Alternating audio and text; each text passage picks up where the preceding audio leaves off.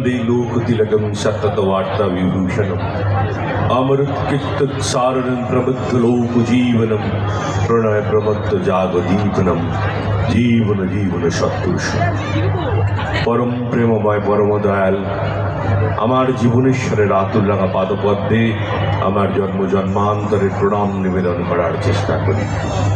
পরমারাধ্য জগৎ জননী শিশু বড়মার আতুল রাঙা পাদপদ্মে আমার নতমস্তক প্রণাম রাখার চেষ্টা করি। পরম পূজ্য পাদ শিশু বর্দার আতুল রাঙা পাদপদ্মে আমার নতমস্তক আমি বিনম্র প্রণাম নিবেদন করি।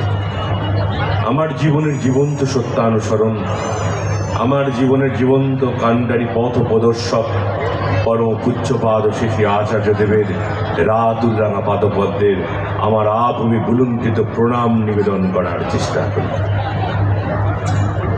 উপস্থিত অগণিত অমৃতবাহী, তার বার্তাবাহী এই অমৃতের সন্তান আমার ইষ্টপ্রাণ দাদা, কল্যাণীয় মা,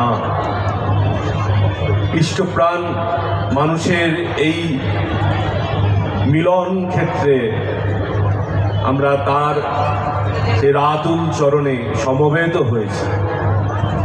এই একজন কি জানার জন্যে, এই এক উদ্দেশ্যে আমরা সমবেত হয়েছি।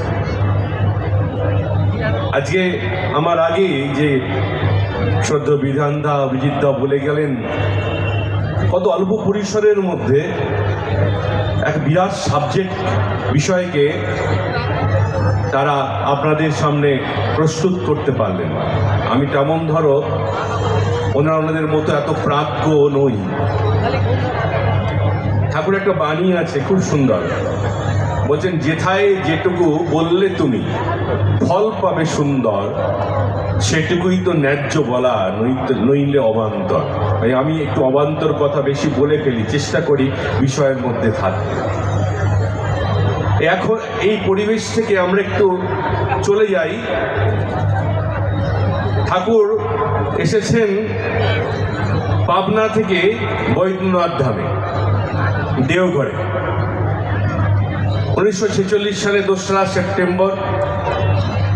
আর যে ঘটনাটা আপনাদের এই আলোচনার মধ্যে দিয়ে সেই সময় নিয়ে যাওয়ার চেষ্টা করব, সেই দিনটি আজকের তারিখ 25শে ডিসেম্বর 1948 সাল।